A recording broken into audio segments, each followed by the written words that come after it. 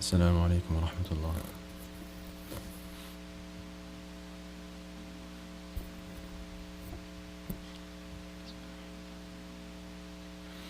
الحمد لله نحمده ونستعينه ونستغفره ونؤمن به ونتوكل عليه ونعوذ بالله من شرور أنفسنا ومن سيئات أعمالنا من يهده الله فلا مضل له ومن يضلل فلا هادي له وصلوات الله وسلامه على أفضل خلق الله سيدنا وحبيبنا رسول الله وعلى آله وأصحابه ومن والاه. أما بعد فقد قال جل وعلا في كتابه المجيد بعد أن أعوذ بالله من الشيطان الرجيم بسم الله الرحمن الرحيم وما أمروا إلا ليعبدوا الله مخلصين له الدين حنفاء ويقيموا الصلاة ويؤتوا الزكاة وذلك دين القيمة. صدق الله العظيم. So yesterday, by the fadl of Allah, we were able to cover the first aphorism, the first wisdom by Imam Ibn Ata'illah al-Iskandari. Very unique perspective. One thing I would like to add though, is that whenever we hear something, the one thing that we should keep in mind, whenever we hear something that is beneficial, or anything that seems like it's good outwardly, we should always go back to two just witnesses. Like Junayd al-Baghdadi rahimahullah said, the two just witnesses are the Quran, Kitabullah, and the Sunnah of Rasulullah sallallahu alayhi wasallam. So yesterday, it was quite a deep statement that he made. Right? The fact that we should never depend upon ourselves or our actions. And the sign of one depending upon one's action is the fact that he begins to lose hope when he sins, or when he lapses. In the Battle of Badr, right, which took place in the second year Hijri, the Prophet ﷺ's army was outnumbered, 313 to 1,000. Over 1,000 people from the Quraysh were taking on the Muslims. And it's been reported, right, by countless narrations that the Muslims were not only outnumbered in terms of people, but also in terms of ammunition. They didn't have much to work with. They only had a few horses, very few people were riding horses, and very few weapons. Some counted eight swords. Yet they were what? They won the battle. The Prophet ﷺ took some pebbles from the floor and he threw them, gravel rather. And the gravel was able to reach the eyes of the enemy and blind them. Allah Azza wa Jal, however, wanted to remind him and remind all of the believers that it wasn't him who did that. And it wasn't them who killed any of the kuffar, but it was Allah. فَلَمْ تَقْتُلُوهُمْ وَلَكِنَّ اللَّهَ قَتَلَهُمْ وَمَا رَمَيْتَ إِذْ رَمَيْتَ وَلَكِنَّ اللَّهَ رَمَى. It wasn't you who killed them, but it was Allah who killed them. And it wasn't you who threw when you threw, but it was Allah who threw it. So that is a proof for what he's saying here. It's not us who creates our actions, it is Allah who creates the actions. Our job is simply to accrue them or to acquire them. So inshallah we will move on and read in the next aphorism.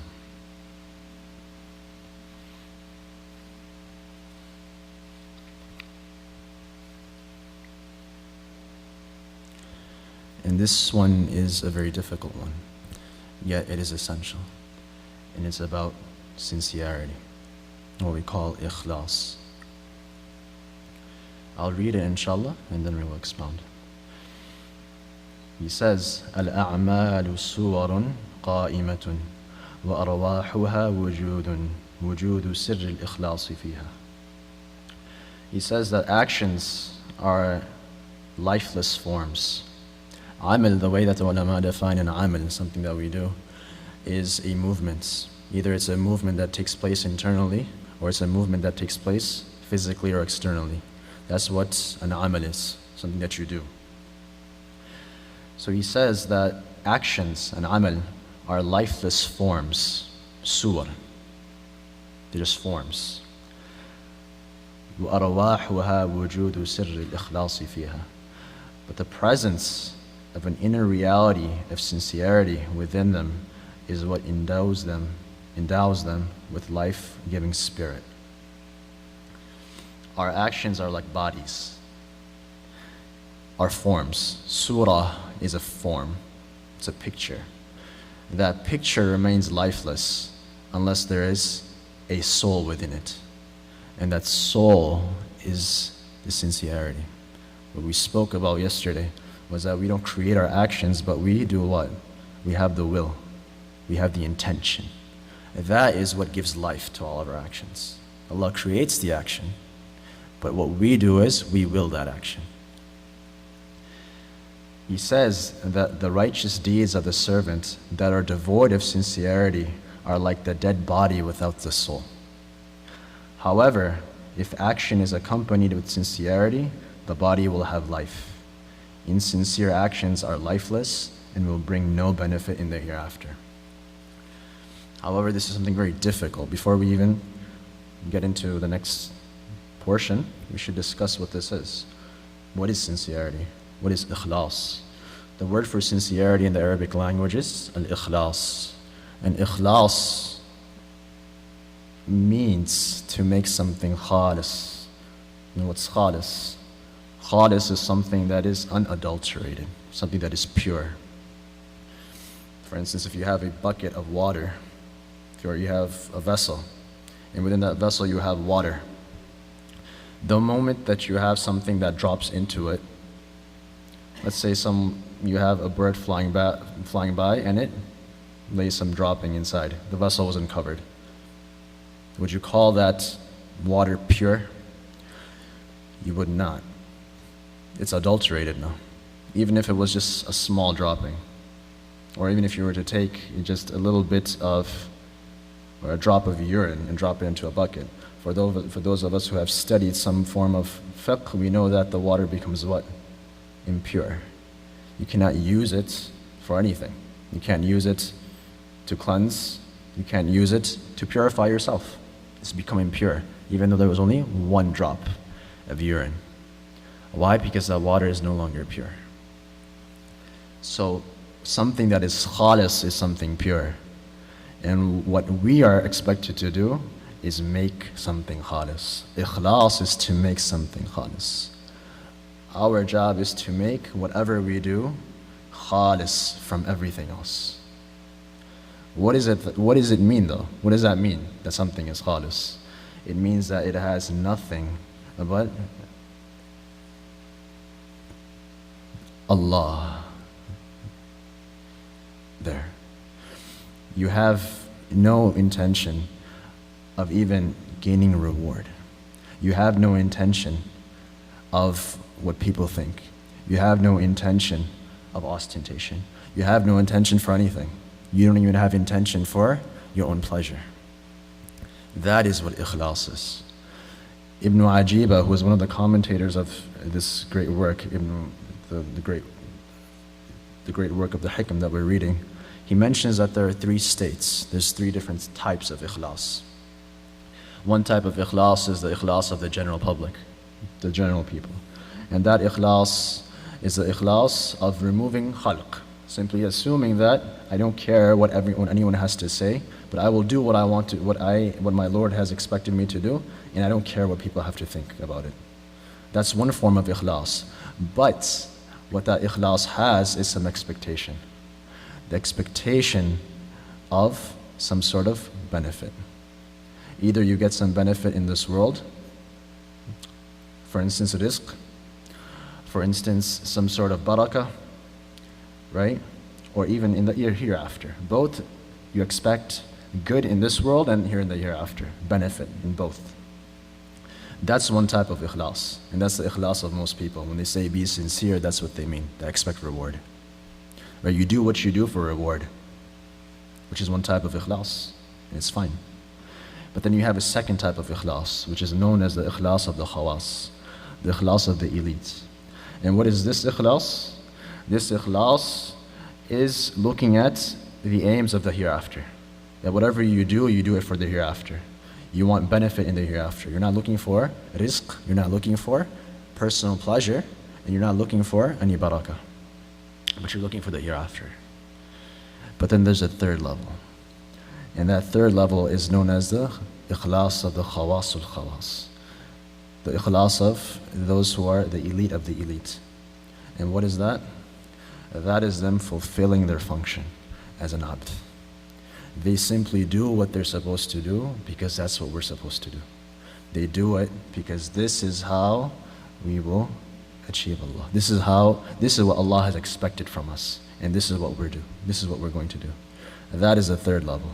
So they fulfill their ubudiyah. Harith al-Muhasibi, rahimahullah, very famous ascetic and a great alim of the Sufi tradition. He's actually probably the oldest work that we have is written by him. It's a small treatise known as Risalatul Mustarshidin. For those who are learning Arabic, I would highly recommend them reading this. It's relatively easy, but it's still, of course, very deep. He's a contemporary of Imam Ahmad ibn Hanbal, rahimahullah, Harith al-Muhasibi. It's probably the oldest work that we have. So over there, he defines ikhlas in a very unique way. He says, al-ikhlas, ikhrajul khalq an mu'amalatillah. Ikhlas is to remove the khalq. Everything that you see around you is khalq. Even your state or your pleasure, the barakah, the rizq that you witness, that's all khalq. To remove khalq from mu'amalatullah, from the dealings with the Creator. You remove all of that. And he says, however, that the first type of khalq, the first khalq, is the nafs. وَأَوَّلُ الْخَلْقِ النَّفْس. And that's very difficult. That you take yourself out of the picture. You're not looking for any personal pleasure. You're not looking for any personal benefit. That's very difficult to do. Because whatever we do, we have some sort of motive behind it. We have some sort of incentive for it. But until you can make that incentive and that motive only Him, you have not achieved ikhlas. Until then, it's just lip service. That's what he argues, and it's something so deep. Inshallah, we will speak about this. He brings many aphorisms. Inshallah, we will do this for the next couple of days because it's very important. Without this, all of our a'mal are lifeless. Like he said, they're just pictures. They're just forms, lifeless forms. You do the same thing over and over and over again, but there's no result. The reason why is because there's no soul. Right? So that's what ikhlas is. Ikhlas is to remove khalq completely. And you're looking directly at the khaliq. Then he says, ما أرادت همة سالك أن تقف عندما كشف لها إلا ونادته هواتف الحقيقة الذي تطلب أمامك ولا تبرجت ظواهر المكونات إلا ونادته حقائقها إنما نحن فتنة فلا تكفر. It's amazing. He says, hardly does the intention of the initiate. Remember that there's certain terms that he uses in this book. He's translating the salik. A salik is someone who treads a path. That's what salaka means. This is used in Urdu as well, salik. So salik is someone who treads a path. Right? It's a spiritual term. Because every one of us, like we said in the beginning, is on a journey. Whether you like it or not. You're going somewhere. In the end, the journey ends with Allah. وَأَنَّ إِلَىٰ رَبِّكَ الْمُنْتَهَى. So the journey needs a salik. That's what we are. He translates that as someone who began the journey, an initiate. Hardly does the intention of the initiate want to stop at what has been revealed to him. Then the voices of reality call out to him. That which you are looking for is still ahead of you. Don't stop. It's still ahead. You weren't simply you weren't simply expected to just do one or two things. Keep going. It's ahead. And hardly do the exterior aspects of created beings display their charms. And then their inner realities call out to him. We are only a trial, so disbelieve not. His explanation shall explain. His explanation is good. A servant, while traversing the path and engaging in invocation, dhikr, reflection, fikr, and contemplation, muraqabah, might receive numerous kinds of mysteries and realities in his heart. This is very important. Why? Because sometimes all of us here are here for a reason. You're sitting here for a reason. Right? So sometimes that reason, right, is a good reason. And sometimes what you're looking for, you're going to get.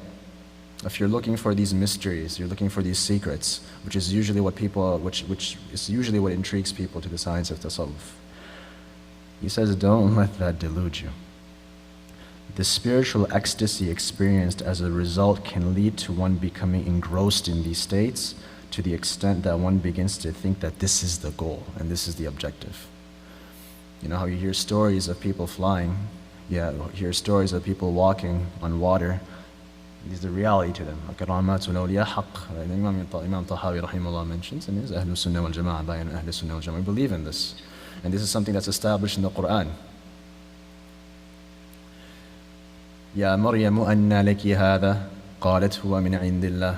Right, in Surah Ali Imran, which you listened to a few days ago, maybe yesterday or the day before.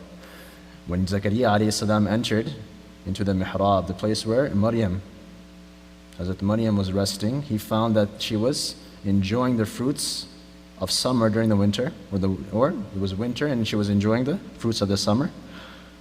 And he said, where did these come from? She said, قالت هي من عند الله. This is a karama. She's not a prophet. She's a siddiqah. She's not a prophet, but she was receiving something.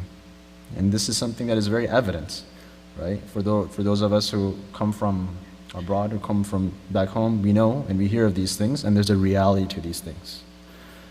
But that is not the purpose. This is what confuses people.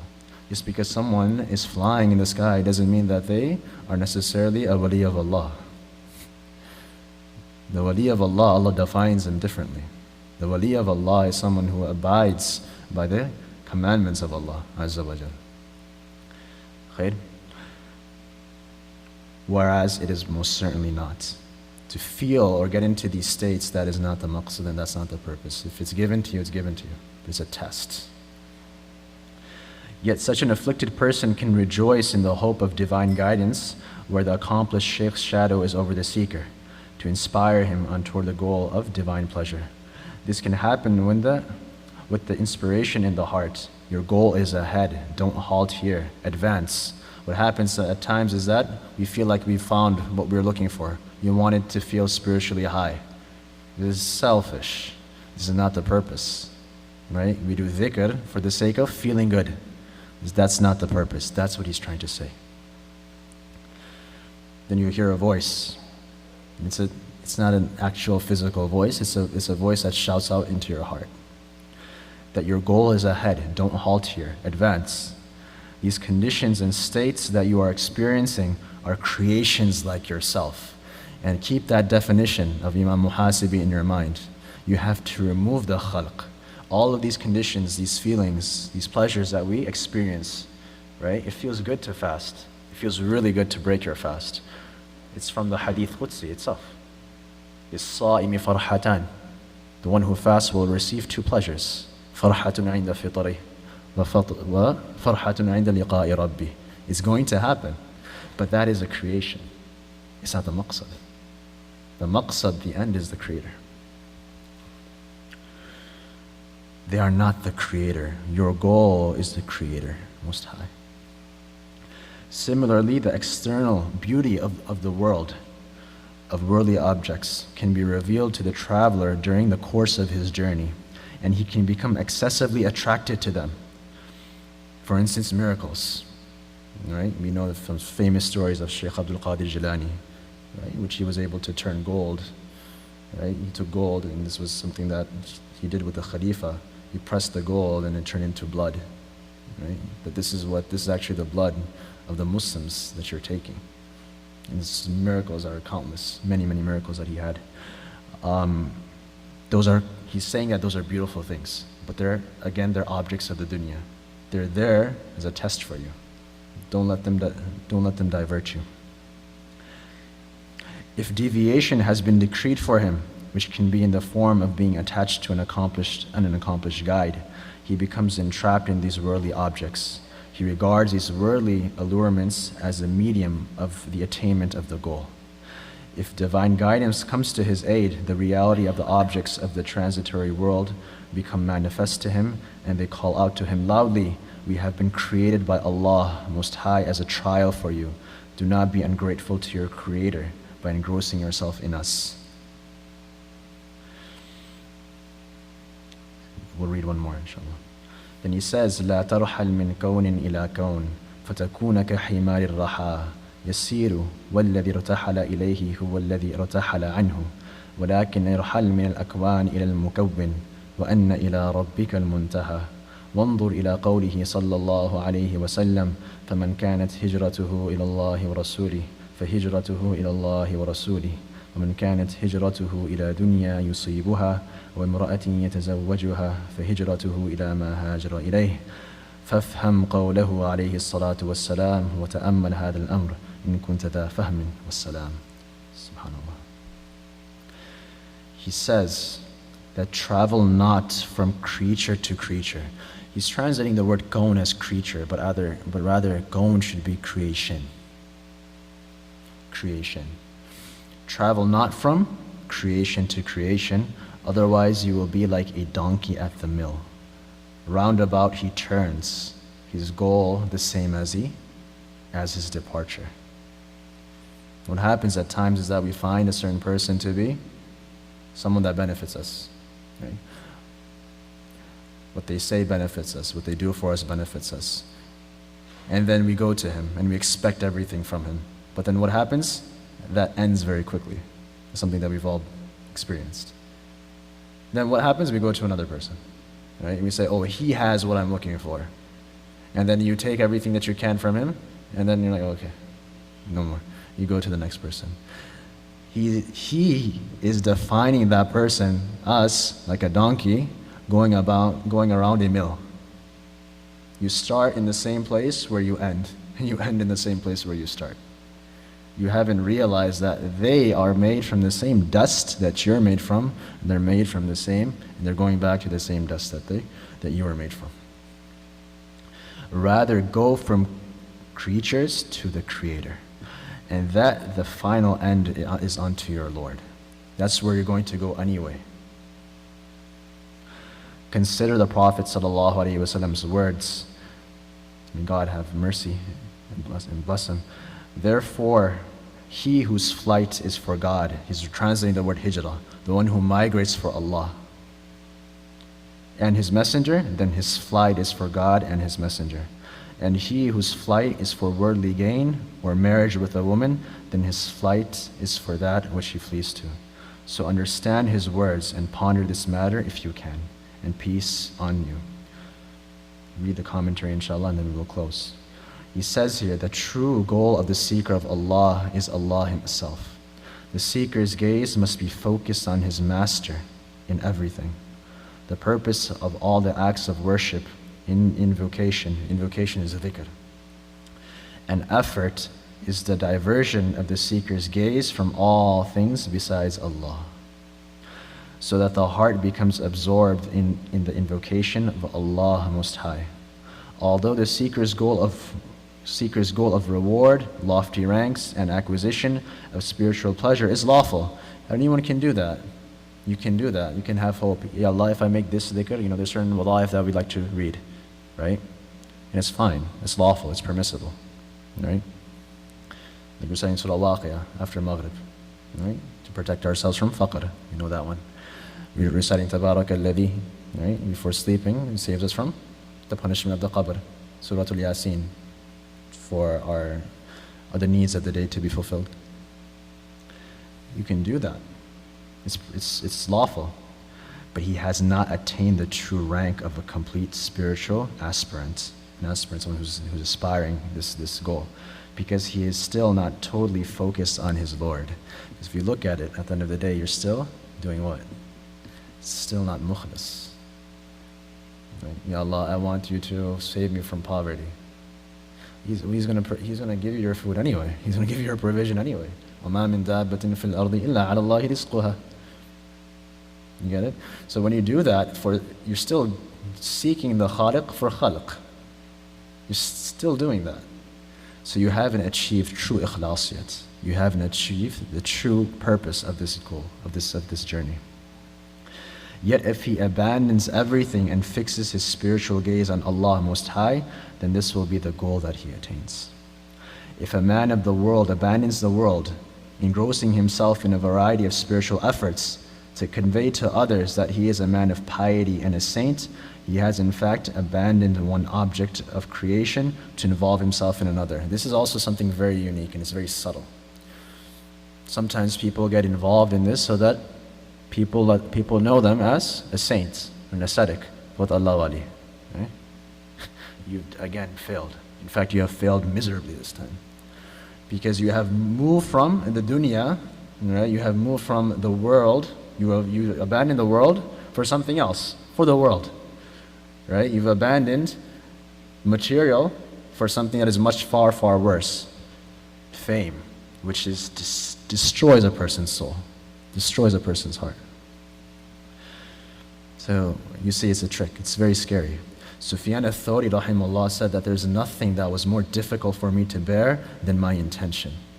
ما عالجت شيئا أشد علي من نيتي لأنها تنقلب علي. Why? Because something very, very tricky. Because it switches.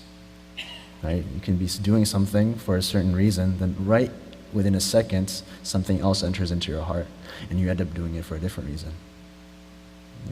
Right at that moment, the moment after.